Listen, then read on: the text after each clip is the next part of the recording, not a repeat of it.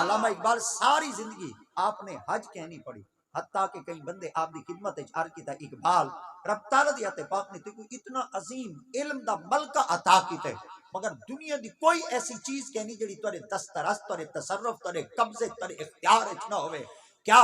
اگر تسا نبی دے اتنے عاشق ہوئے تو مدینے ونجو بے؟ علامہ اقبال فرمایا میں کوئی پتہ ہے میں مدینے ونجا۔ آپ نے فرمایا بل پتہ ہے ڈردا کیڑی شے تو ہاں، وہ کہ کیڑی شے تو ڈردے؟ آپ نے فرمایا اے جڑا پروانہ ہوندے نا اے شمع دا عاشق ہوندے،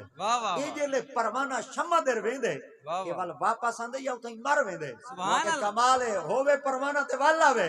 آپ نے فرمایا میں عاشق ہوں مدینے والے دا ول جیندا ہوں، میں چاہنا اگر مدینے چ میں جیندا ول آیو تدا سو تسی میں کو عاشق کون آکسی میں بھاویں مدینے نہیں ویندا مگر میں 14 فیض تے 4 فیض تے 3 فیض تے چک کے بھاویں راساں پر نبی دے عشق وچ سڑدا راساں، نبی دے نال منافقت نہ کرے سا نا محمد دا غلام بنتے تھا۔ یعنی اتنا بڑا عاشق جہان وہ بھی اپنی زبان نال کیا بیٹے فرمیندے کہ ادب پہلا کرینہ ہے محبت کے کرینے میں ای عاشق رسول دا قول اور شعر ای وجہ واسطے دیتے تاکہ پتہ چل بنے کہ او شعر نہیں او شاعر نہیں کہ جڑا تو پرندیاں کو دیکھے تے چونج پاتی بیٹھے ہمیں دی کلم حرکت آ بنے یہ تا ایسا غیرت مند شاعر آئی جڑا اکھ کھلیندا بعد چاہی محمد دا دیدار تھیندا پہلے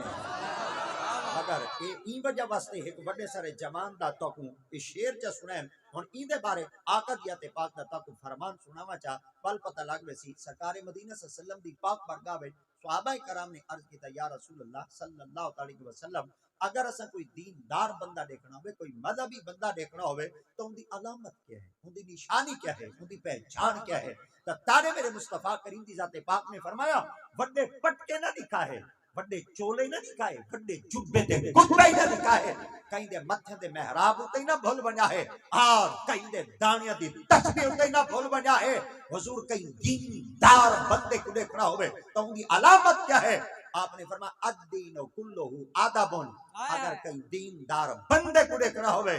تو ان کی بیاں کوئی چیز نہ دکھائے ان کا ادب چلے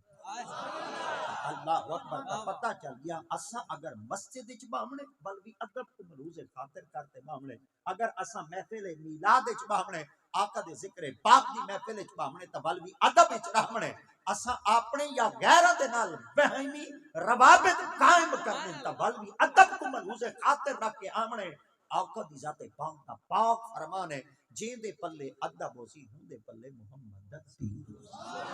ادب